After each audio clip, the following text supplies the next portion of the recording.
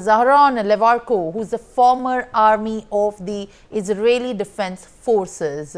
Thank you very much for speaking to NewsX, and in fact appreciate you joining me live on the broadcast. How do you particularly look at these developments? Now coming that in fact the US President US President Joe Biden has in fact also given a statement. The world is reacting. Firstly, how do you look at the truce being finalized after a wait of 15 months long time? Well, thank you for having me. Look, here in Israel, this is a very difficult moment with many emotions, many thoughts, many feelings. People on both sides of the fence. There are those who have been fighting for this, and they say that we must get these captives back at all, excuse me, at all costs, no matter what. And, you know, we're going to be very, very happy to see these hostages returned, especially the 9-month-old baby who is now probably over 2 years old now. And then there's a 3-year-old, which is now probably over 4 years old. So when you think of the little children, so there's going to be a lot of emotion and tears. It's going to be a healing for our nation. But there are those on the other side who are not happy. And the reason being is, you know, potentially this is not just the return of the hostages. This is potentially the end of the war. Now, everyone wants the war to end. The problem is that this, in a way, has been a resurrection of Hamas. What looked like the end of Hamas, now this is giving them a lifeline, and this is a big concern for the future. Well, as you have also pointed out, that this is also a big concern for the future. To shed some light on how these developments have in fact come into the reality, the United States, Egypt and Qatar have spent the past year trying to mediate an end to the war that has been sparked by Hamas's attack on Israel in the year October 2023. During the months of on and off talks, the two sides have previously said that they were close to a ceasefire, only to hit the last minute obstacles.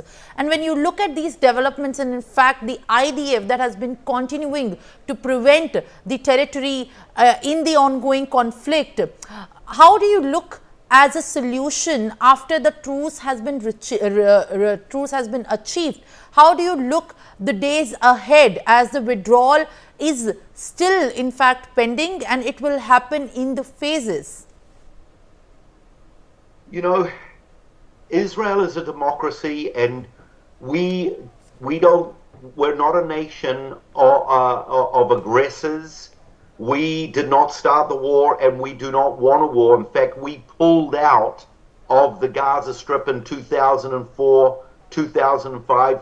We gave the Palestinian people land, hoping for peace. Sadly, we've had tens and tens and tens of thousands of rockets and missiles fired over into our territory. So it really depends on our neighbors. Do they want genuine peace with us? Do they want to live side by side? Now, the incoming administration, the Trump administration, they have warned Hamas about breaking this ceasefire.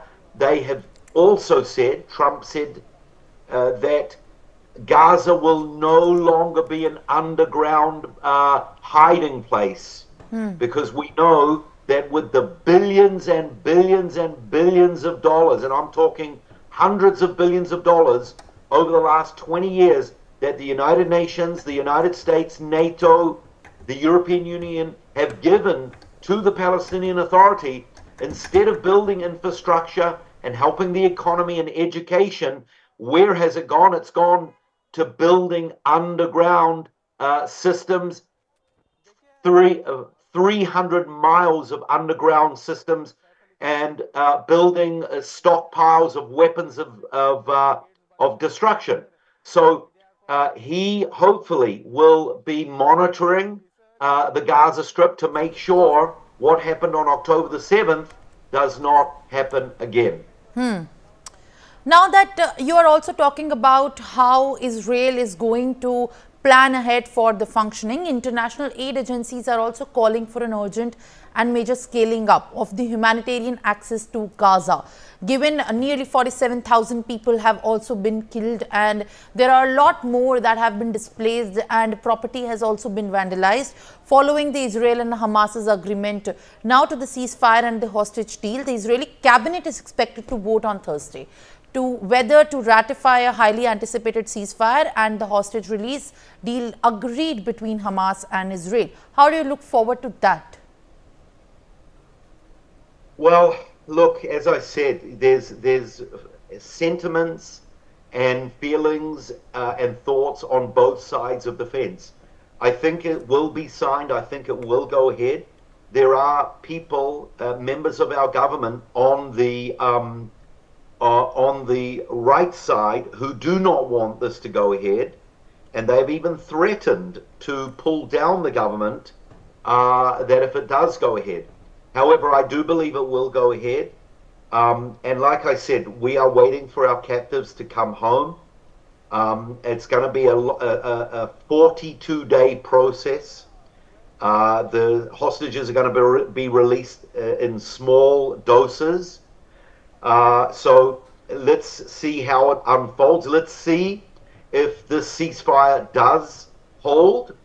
And, you know, I'm an optimist by nature. And look, I hope this is the end of the war. I really do. I'm being an optimist. That's what I hope. Being a realist, knowing what has happened over the last 30 years, consistently with ceasefires, consistently with peace deals and peace opportunities, we've had missiles and bombs fired at us constantly. So based on history, being a realist, I'm a little bit pessimistic, but I hope, I pray that this is a genuine peace. And like I said, I do believe the Trump administration will have a big part in this. And I hope that they show a strong arm and put pressure on our enemies or on our neighbors. And let's somehow get back to the peace negotiating table and lay aside our weapons and stop this terrorism, stop this fighting.